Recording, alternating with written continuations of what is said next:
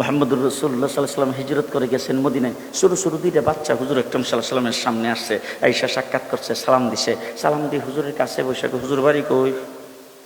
ছোটো বাচ্চা তো কথা কয় না। আমরা যেমন বিভিন্ন মাহফিলে গেলে সবাই আমাদের খুব ইজ্জত করে, সম্মান করে, এরকম ছোট বাচ্চারা এসে সামনে, হুজুর কোথায় গেলে,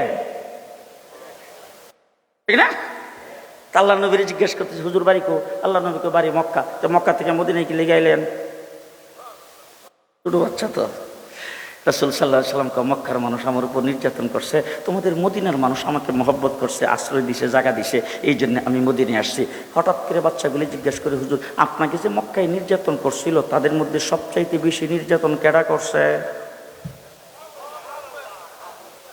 সুবহানাল্লাহ এখন বলা লাগবে না, সকালে নাস্তার পরে কইেন। তো যখন এই কথা কইছে, বলার সাথে সাথে আল্লাহর নবী কয়, আবু জাহেল। কেডা? আবু জাহেল। তারা দুইজন ভাই, একজনের নাম হলো মাজ, আরেকজনের নাম মুআফিজ। আল্লাহ নবীর দরবার থেকে উঠতে যাওয়ার সময় এক ভাই আরেক ভাইরে কয়, ভাই যদি কোনোদিন ইসলামের যুদ্ধ হয় আর আবু জাহেল যদি ইসলামের বিরুদ্ধে যুদ্ধ করতে আসে, তাহলে আজকের দুইজন নিয়ত করে রাখো, আবু জাহেলরে আমরা দুইজন হত্যা করব।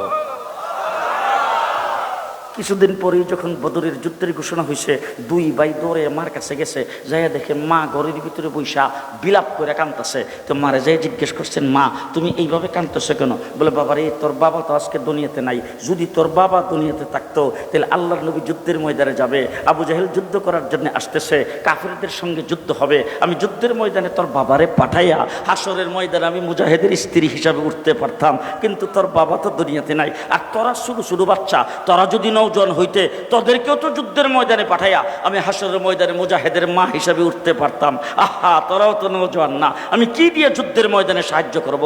এই জন্য আমার বুক ফাটা কান্না আসতেছে। দুইটা বাচ্চা মায়ের চোখের পানি মুছে দিয়ে মাকে ডাক দিয়ে বলে, মা আমরা আল্লাহর নবীর দরবার থেকে যুদ্ধের ঘোষণা শুনে আসছি, আমরা দুই ভাই যুদ্ধে যাব।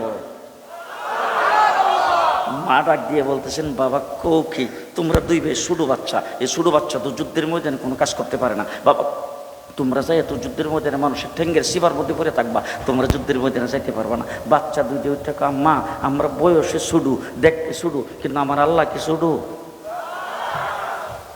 অনুমতি দেওয়ার মালিক আপনি, অনুমতি দেন, যুদ্ধের ময়দানে গেলে শক্তি দেওয়ার মালিক আল্লাহ।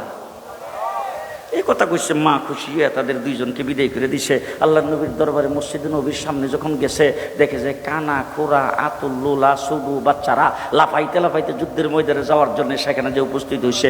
আল্লাহ নবীকে সব বনাশ হয়েছে রি, এরকম দালাউভাবে তো যুদ্ধের ময়দানে নেওয়া যাবে না। কথা বুঝলেন না? এটা তো যুদ্ধের ময়দান, এ তো মসজিদের ভিতরে বৈশা তসবি জফা না, যুদ্ধের ময়দানে যায় তো যুদ্ধ করতে হবে। রাসূল ডাক দেখো, সবাই কাতার সোজা করে দাঁড়াও, একজন একজন করে মাপ দিয়া চেক করে নেওয়া হবে।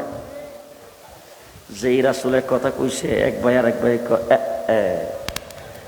দরাটা খেয়ে গেলাম রে, কারণ ভাবছিলাম যে সকলের মাঝখান দিয়া আমরা কোনো রকম সবাই সাথে সিফা সাফা দিয়ে চলে যাবো, এখন যদি চেক করে তাইলে আমরা ছোটো বাচ্চা আমরা দেখি নিব। তখন দুইজন যখন কাতার ধরে যখন সবাই দাঁড়াইতেছে, ছোটো ভাই বড় ভাইরে ডাক দেখো, ভাই তুমি আগে কারো, আমি একটু দূরে কারোই।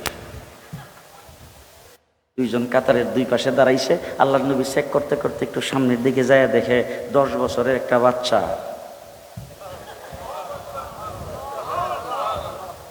আল্লাহু আকবার, আস্তে করে না। আল্লাহ নবী ডাক দিয়ে জিজ্ঞেস করছেন, বাবা এইভাবে কেন দাঁড়াইছো? বলে, হুজুর মাফে পড়বার লাগিয়া। বাবা শুনছি তোমার বাবা নাকি দুনিয়াতে নাই? বলে, জি হুজুর। তাহলে তোমার বাবা দুনিয়াতে না থাকলে বৃদ্ধা মা ঘরে আছে? বলে, জি। তুমি যাও, যায় তো মার খেদমত করো, যাহাদের সব পাইবা।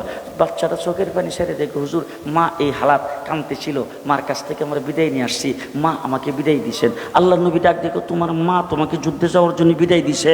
বলে, হ্যাঁ। বলে, ঠিক আছে তুমি যাও। বয়স কত? 10। যখন 10 বছরের বাচ্চারা যখন গ্র্যান্ডেড হয়ে গেল, এবার আল্লাহ নবীর সামনের দিকে চেক করতে করতে যায় দেখে 8 বছরের ছোটো বাচ্চা হিডো কাতারে খাড়া। আল্লাহ নবী ডাক দেখো, বাবা তুমি অত্যন্ত ছোটো, তুমি কাতার থেকে সরে যাও, তোমাকে যুদ্ধের ময়দানে নেওয়া যাবে না। ছোটো বাচ্চারা ডাক দেখো, হুজুর একটু আগে আমার বড় ভাইরে অনুমতি দিয়েছেন, দুই ভাই একসাথে মার কাছ থেকে বিদায় নিয়ে আসছি, হুজুর আমিও যুদ্ধের ময়দানে যাব। আল্লাহ নবী ডাক দেখো, দেখো তোমার বড় ভাই তোমার চাইতে 2 বছরের বয়স বেশি, আবার দেখতে শুনতে একটু হৃষ্টপুষ্ট দেখা যায়, গায়ে একটু শক্তিও বেশি, তাকে যুদ্ধের ময়দানে কোনো রকম নেওয়া যায়, কিন্তু তুমি তো অত্যন্ত ছোট, তুমি তোমার বড় ভাইয়ের থেকে 2 বছরের ছোট, সুতরাং তোমাকে দেখতেও ছোট দেখা যায়, তোমাকে যুদ্ধের ময়দানে নেওয়া যাবে না।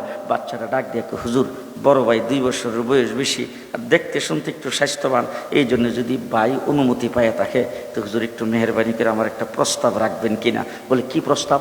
বলো বড় ভাইয়ের সাথে আমাকে একটু কুস্তি লড়ান, যদি কুস্তি লইরা বড় ভাইরা হারাইতে পারি আপনি নিবেন কিনা কম। মুহাম্মদুর রাসূলুল্লাহ সাল্লাল্লাহু আলাইহি সাল্লাম বলতেছেন, তুমি তোমার বড় ভাইকে কুস্তি লইরা হারাইতে পারবে? হুজুর যদি পারি, যদি পারি। আল্লাহ নবী কো ঠিক আছে আস। দুইজনকে একসাথে নিয়ে খাড়া করছে। এবার আহা, ছোট ভাই বড় ভাইয়ের চোখে চোখে তাকাইয়া ডাক দিয়ে বলছেন, ভাই আসলে তো তোমার গায়ে শক্তি বেশি, তুমি আমার 2 বছরের বড়, তো তুমি যদি শক্ত করে আমার ধরো তাইলে কি আমি পারো? তুমি আমাকে নরম হাতে ধরবা, আর আমি যখন ধাক্কা দিব তুমি নিজে ইচ্ছা করে নিচে পড়ে যাও। চুক্তিপত্র দুইজনের মধ্যে হয়ে গেছে, একজন আরেকজনকে ধরছে, দইরা প্রথম ধাক্কা দিয়ে এই বড় ভাইকে নিচে ফেলায়া লাভ দিয়ে ওটাকে হুজুর এবার বলেন নিবেন কিনা। আল্লাহ নবীকে চলো চলো। লম্বা চূড়া ঘটনা। আবু জাহেল এসে ডাক দিছে, খেলা হবে। আল্লাহ নবী আল্লাহ পাকের দিকে তাকায় ডাক দেখো, আল্লাহ আবু জাহেল তো খেলা হবে। আল্লাহ রে আল্লাহ ডাক দেখো, আপনিও খেলার জন্য তৈরি হন। 13টা বৎসর পর্যন্ত মক্কায় নীরবে যা সহ্য করেছেন আর সহ্য করা যাবে না।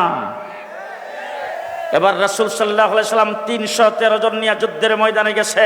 1000-এর বাহিনী, 1000-এর তলোয়ার, 1000 ঘোড়া। আল্লাহর নবীর সাথে ঘোড়া মাত্র 2টা, তলোয়ার 8টা। মানুষ কয়জন? 313 জনের মধ্যে যদি 8টা তলোয়ার ভাগ করে জনে কয়টা করে পড়ে? রাসূল সাল্লাল্লাহু আলাইহি সাল্লাম রমজান শরীফের 17 তারিখ শেষ রাত্রে সেহরি পেট ভরে খাইতে পারে নাই। যুদ্ধের ময়দানে রাসূল রমজান শরীফের মাস রোজাদার মানুষগুলিকে ছেড়ে দিয়ে আল্লাহর নবী আল্লাহর দরবারে হাত উত্তোলন করেছেন। আল্লাহ, এই 313 জন আমার জিন্দেগির ফসল, তারা যদি আজকে ধ্বংস হয়ে যায়, আগামী দিনে তোমার নাম লেনেওয়ালা কেউ থাকবে না। মুহাম্মদুর রাসূলুল্লাহ সাল্লাল্লাহু আলাইহি ওয়াসাল্লাম আল্লাহর দরবারে যখন কান্না শুরু করে দিয়েছেন, জিবরাইল আমিন এসে সামনে দাঁড়ায়, হুজুর আইছি।